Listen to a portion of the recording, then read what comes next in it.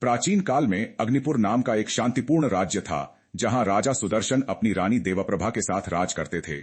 उनका राज्य अमीर था, जनता सुखी थी, लेकिन दंपत्ति की एक बड़ी चिंता थी, उनके यहाँ कोई संतान नहीं थी। राजा सुदर्शन जितने धर्मनिष्ठ थे, उतने ही कमजोर शरीर वाले भी थे।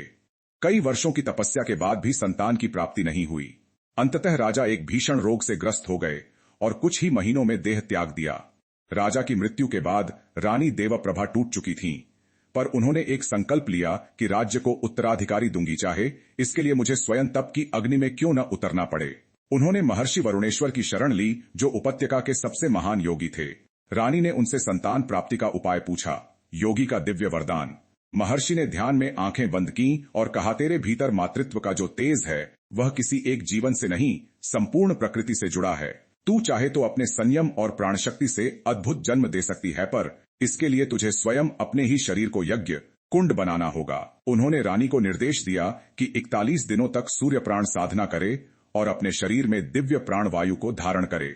इस साधना में किसी पुरुष का योगदान नहीं था, यह पूर्णतः रानी की आत्मशक्ति और वरदान पर आधारित था। दिव्य संतान का उद्भव 41वें दिन पूर्णिमा की रात रानी की साधना पूरी हुई।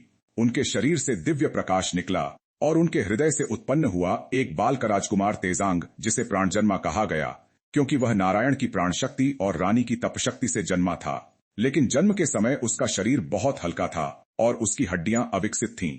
महर्षि ने कहा, यह बालक अग्नि और वायु के संयोग से जन्मा है। इसकी अस्थियां धरती से नहीं, बल्कि देवताओं के आशीर्वाद से बनेंगी। देवताओं का उपहार। जब बालक 12 दिन का हुआ तो गर्जन के साथ आकाश फटा और देवताओं ने वरदान दिया, इसके शरीर में वज्र की दृढ़ता और चंद्रमा की शीतलता होगी। अगली ही सुबह उसके शरीर में स्वर्णतुल्य हड्डियां विकसित हो गईं।